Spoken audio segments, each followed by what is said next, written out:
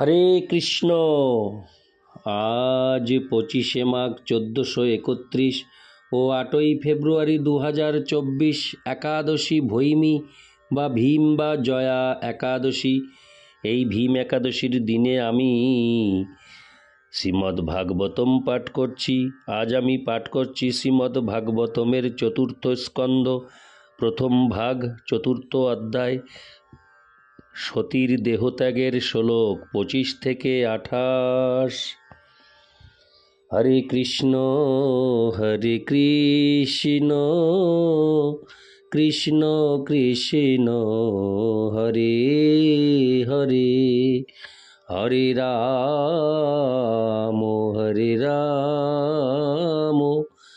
রাম রাম হরে হরে। শ্লোক 25। কৃত্তা সমানা বনিলৌ জিতাসনা সৌদানো মুত্থাপ্য চ নাভিচক্রত শনৈর্হৃদি স্তাপ্য ধিয়ো রশি স্থিতং কণ্ঠাদ ভ্রুবোর মধ্যমো নিন্দিতানয়ত। অনুবাদ। প্রথমে তিনি নির্দিষ্ট রীতি অনুসারে আসনে উপবেশন করেছিলেন এবং তারপর তিনি প্রাণবায়ুকে ঊর্ধ্বগামী করে নাভিচক্রে সাম্যাবস্থায় স্থাপন করেছিলেন। তারপর তিনি বুদ্ধি সহ প্রাণবায়ুকে হৃদয়ে এবং তারপর ধীরে ধীরে ফুসফুস মার্গ থেকে ভ্রু যুগলের মধ্যে নিয়ে গিয়েছিলেন। তাৎপর্য: যৌগিক পন্থা হচ্ছে দেহের ভিতর ষট চক্রে বায়ুকে নিয়ন্ত্রণ করা। বায়ুকে উদর থেকে নাভিতে, নাভি থেকে হৃদয়ে, হৃদয় থেকে কণ্ঠে, কণ্ঠ থেকে দুই ভ্রুর মধ্যে এবং ভ্রুযুগলের মধ্য থেকে মস্তিষ্কের শীর্ষভাগে উত্তোলন করা হয়। এটি হচ্ছে যোগ অভ্যাসের মূল কথা। প্রকৃত যোগ অভ্যাস করার পূর্বে যোগীকে আসনের অভ্যাস করতে হয়, কারণ তা প্রাণায়ামের দ্বারা ঊর্ধ্ব এবং নিম্নগামী বায়ুকে নিয়ন্ত্রণ করতে সাহায্য করে। এটি একটি মহান পদ্ধতি যা যোগের চরম সিদ্ধি লাভের জন্য অভ্যাস করতে হয়, কিন্তু এই প্রকার অভ্যাস এই যুগের জন্য নয়। এই যুগে কেউই এই প্রকার যোগের সিদ্ধি লাভ করতে পারে না, কিন্তু তা সত্ত্বেও কিছু মানুষ আসন করার অভ্যাস করে, যা হচ্ছে এক প্রকার শারীরিক ব্যায়াম। এই প্রকার ব্যায়ামের দ্বারা ভালোভাবে রক্ত সঞ্চালন হতে পারে এবং শরীর সুস্থ থাকতে পারে, কিন্তু কেউ যদি এই ব্যায়াম পর্যন্তই যোগ অভ্যাস সীমিত রাখে, তাহলে সে কখনোই যোগের সর্বোচ্চ সিদ্ধি লাভ করতে পারবে না। কেশব শ্রুতিতে যোগের পন্থা বর্ণিত হয়েছে। সেখানে বলা হয়েছে যে প্রাণ শক্তিকে ইচ্ছা অনুসারে নিয়ন্ত্রণ করা যায় এবং এক দেহ থেকে আরেক দেহে অথবা এক স্থান থেকে আরেক স্থানে স্থানান্তরিত করা যায়। হরে কৃষ্ণ। স্থানান্তরিত করা যায়। পক্ষান্তরে বলা যায় যে দেহকে সুস্থ রাখাই যোগ অভ্যাসের উদ্দেশ্য নয়। অধ্যাত্ম উপলব্ধির যে কোনো দিব্য প্রক্রিয়া আপনা থেকে শরীরকে সুস্থ রাখে, কারণ আত্মাই সর্বদা দেহকে সুস্থ রাখে। যে মুহূর্তে আত্মা দেহ থেকে চলে যায়, তৎক্ষণাৎ জড় দেহটি পচতে শুরু করে। যে কোনো আধ্যাত্মিক পন্থা অন্য কোনো রকম প্রয়াস ব্যতীতই দেহকে সুস্থ রাখে। কিন্তু কেউ যদি মনে করেন যে যোগ অভ্যাসের চরম উদ্দেশ্য হচ্ছে দেহকে সুস্থ রাখা, তাহলে তিনি ভুল করছেন। যোগের প্রকৃত সিদ্ধি হচ্ছে আত্মাকে উচ্চতর স্তরে উন্নীত করা অথবা জড়জগতের বন্ধন থেকে মুক্ত করা। কোনো যোগী আত্মাকে উচ্চতর লোকে উন্নীত করার চেষ্টা করেন, যেখানে জীবনের মান এই লোক থেকে ভিন্ন এবং যেখানে জড় জাগতিক সুবিধা, আয়ু এবং আত্ম উপলব্ধির অন্যান্য সুযোগ সুবিধাগুলি অধিক, এবং অন্য যোগীরা চিৎ জগতে বৈকুণ্ঠ লোকে তাদের আত্মাকে উন্নীত করার চেষ্টা করেন। ভক্তিযোগের পন্থা সরাসরিভাবে আত্মাকে চিন্ময় লোকে উন্নীত করে। যেখানে জীবন নিত্য আনন্দময় এবং জ্ঞানময়, তাই ভক্তিযোগকে সর্বশ্রেষ্ঠ যোগ পদ্ধতি বলে বিবেচনা করা হয়। ইতি শ্লোক 25। শ্লোক 26। এবং সদেহং মহতাং ময়ীয়সা মুহু সমারোপিতমঙ্কমাদরাৎ জিহাসতি দক্ষরুষা মনস্বিনী দধার গাত্রেস্য নীলাগ্নিধারণম। অনুবাদ: মহর্ষি এবং মহাত্মাদের পূজ্যতম শিব যে দেহ অত্যন্ত আদর এবং প্রীতি সহকারে তার কোলে স্থাপন করলেন, তার পিতা দক্ষের প্রতি ক্রোধবশত সেই দেহ ত্যাগ করার জন্য সতী তার দেহের ভিতর অগ্নিময় বায়ুর ধ্যান করতে শুরু করেছিলেন। তাৎপর্য: এখানে শিবকে সমস্ত মহাত্মাদের মধ্যে শ্রেষ্ঠ বলে বর্ণনা করা হয়েছে। যদিও সতীর দেহের জন্ম হয়েছিল দক্ষ থেকে, কিন্তু শিব তাকে আদর করে তার কোলে স্থাপন করতেন। সেটি শ্রদ্ধার একটি মহান প্রতীক বলে বিবেচনা করা হয়। এইভাবে সতীর দেহ সাধারণ ছিল না, কিন্তু তা সত্ত্বেও দক্ষের সঙ্গে সম্পর্কিত হওয়ার ফলে সেই দেহটি তার দুঃখের কারণ হয়েছিল বলে সতী তা ত্যাগ করতে মনস্থ করেছিলেন। সতীর এই কঠোর দৃষ্টান্তটি অনুসরণ করা উচিত। মহাত্মাদের প্রতি শ্রদ্ধাহীন ব্যক্তিদের সঙ্গ করার ব্যাপারে অত্যন্ত সাবধান হওয়া উচিত। তাই বৈদিক শাস্ত্রে নির্দেশ দেওয়া হয়েছে যে নাস্তিক এবং অভক্তদের সঙ্গ থেকে সর্বদাই দূরে থাকা উচিত এবং ভক্তদের সঙ্গ করার চেষ্টা করা উচিত, কারণ ভগবদ ভক্তের সঙ্গ প্রভাবে আত্ম উপলব্ধির স্তরে উন্নীত হওয়া যায়। শ্রীমদ্ ভাগবতের বহু স্থানে এই নির্দেশটির উপর জোর দেওয়া হয়েছে। কেউ যদি জড়জগতের বন্ধন থেকে মুক্ত হতে চান, তাহলে তাকে মহাত্মাদের সঙ্গ করতে হবে, আর কেউ যদি জড়জগতের বন্ধনে আবদ্ধ থাকতে চান, তাহলে তিনি বিষয়াসক্ত ব্যক্তিদের সঙ্গ করতে পারেন।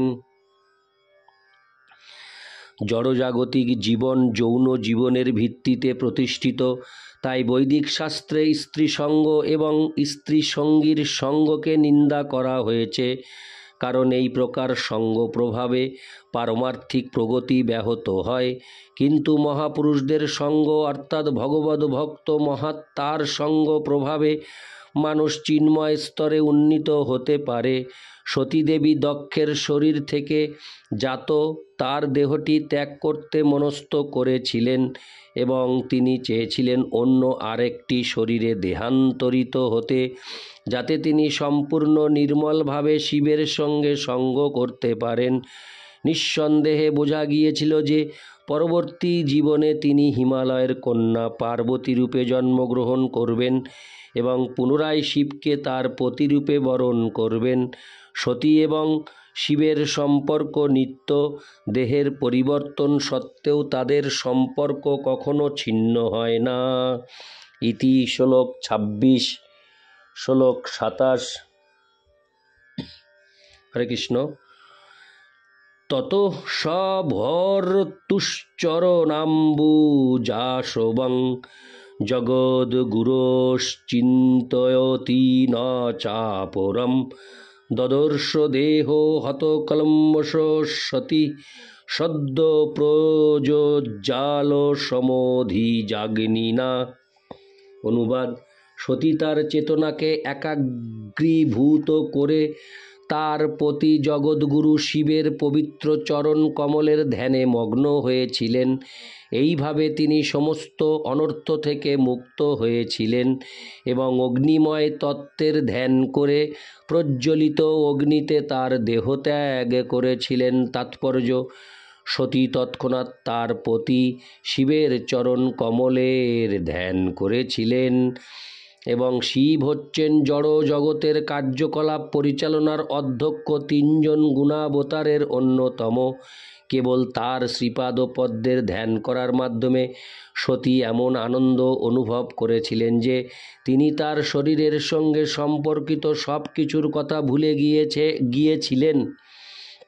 এই আনন্দ নিশ্চিতভাবে ভৌতিক ছিল, কারণ তিনি অন্য আরেকটি জড় শরীর লাভের উদ্দেশ্যে তার সেই শরীরটি ত্যাগ করেছিলেন। কিন্তু এই দৃষ্টান্তটি থেকে আমরা বুঝতে পারি কিভাবে ভগবদ ভক্ত পরমেশ্বর ভগবান বিষ্ণু বা কৃষ্ণের শ্রীপাদপদ্মের ধ্যানে মনকে একাগ্র করার ফলে আনন্দ উপভোগ করেন। ভগবানের শ্রীপাদপদ্মের ধ্যানে এমনই দিব্য আনন্দ রয়েছে যে তার ফলে ভগবানের চিন্ময় রূপ ব্যতীত অন্য আর কোনো কিছুর কথাই তখন আর মনে থাকে না। সেটি হচ্ছে যোগ সমাধির সিদ্ধি। এই শ্লোকে উল্লেখ করা হয়েছে যে এই প্রকার ধ্যানের দ্বারা সতী তার সমস্ত কলুষ থেকে মুক্ত হয়েছিলেন। সেই কলুষটি কি? সেই কলুষটি ছিল দক্ষ থেকে প্রাপ্ত দেহটিতে আত্মবুদ্ধি, কিন্তু সমাধিমগ্ন হয়ে তিনি সেই দৈহিক সম্পর্কের কথা বিস্মৃত হয়েছিলেন। তার মর্মার্থ হচ্ছে যে কেউ যখন এই জড় জগতে দেহের সমস্ত সম্পর্ক থেকে মুক্ত হয়ে পরমেশ্বর ভগবানের নিত্য দাসত্বে অধিষ্ঠিত হন, তখন দিব্য আনন্দের প্রজ্বলিত অগ্নিতে জড় আসক্তিজনিত সমস্ত কলুষ দগ্ধ হয়ে যায়। বাহ্যিকভাবেই এই প্রজ্বলিত অগ্নি প্রকাশ করার প্রয়োজন হয় না, কারণ কেউ যদি এই জড় জগতে তার দেহের সমস্ত সম্পর্কের কথা বিস্মৃত হয়ে তার চিন্ময় স্বরূপে অধিষ্ঠিত হন, কথিত হয় যে তিনি তখন যোগ সমাধি বা দিব্য আনন্দের প্রজ্বলিত অগ্নিতে তার সমস্ত জড় কলুষ থেকে মুক্ত হন। সেটি হচ্ছে যোগের পরম সিদ্ধি। কেউ যদি এই জড় জগতে তার দৈহিক সম্পর্ক বজায় রাখে এবং সেই সঙ্গে একজন মহাযোগী হওয়ার অভিনয় করে, তাহলে বুঝতে হবে যে সে যোগী নয়। হরে কৃষ্ণ।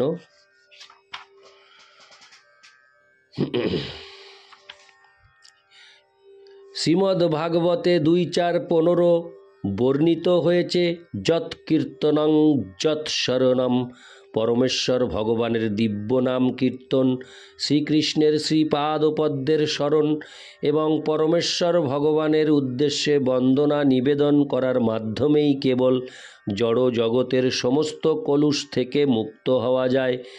দিব্য আনন্দরূপ জ্বলন্ত অগ্নিতে তখন জড়দের সমস্ত ধারণা দগ্ধীভূত হয়ে যায়। নিমেষের মধ্যে তা সংগঠিত হয়। শ্রীল জীব গোস্বামীর মতে সতীর দেহত্যাগের অর্থ হচ্ছে তিনি তার হৃদয়ে দক্ষের সঙ্গে সমস্ত সম্পর্ক পরিত্যাগ করেছিলেন। শ্রীল বিশ্বনাথ চক্রবর্তী ঠাকুরও মন্তব্য করেছেন যে সতী যেহেতু হচ্ছেন বহিরঙ্গা শক্তির মূর্ত বিগ্রহ, তিনি যখন তার দেহ ত্যাগ করেছিলেন তখন তিনি চিন্ময় শরীর প্রাপ্ত হননি।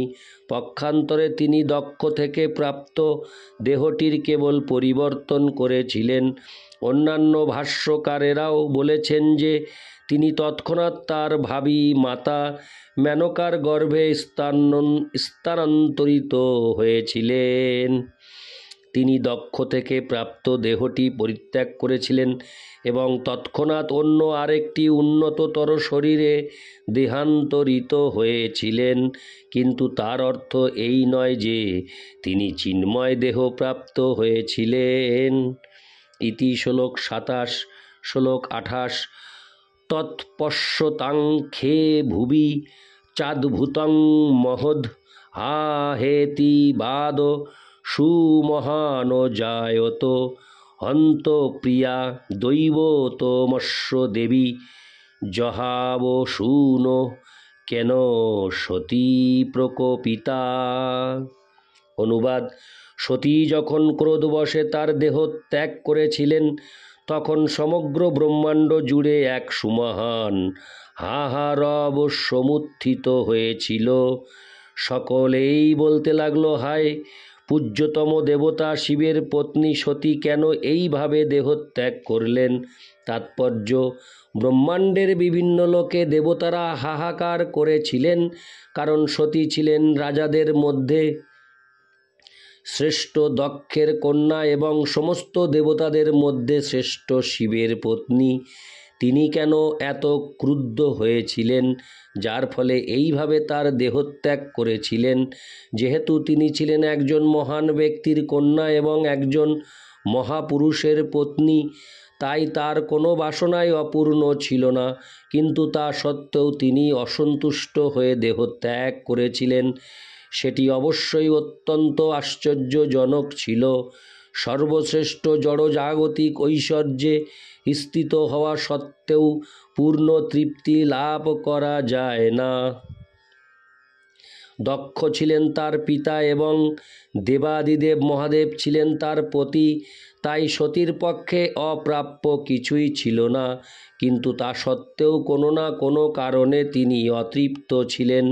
তাই শ্রীমদ্ ভাগবতে 1-2-6 বিশ্লেষণ করা হয়েছে যে মানুষকে প্রকৃত সন্তোষ লাভ করতে হয় জয়াত্মা সুপ্রসীদতি। কিন্তু আত্মা অর্থাৎ শরীর, মন এবং আত্মা সবই সম্পূর্ণরূপে প্রসন্ন হয় যখন কেবল পরম তত্ত্বের প্রতি ভগবদ্ ভক্তির বিকাশ হয়।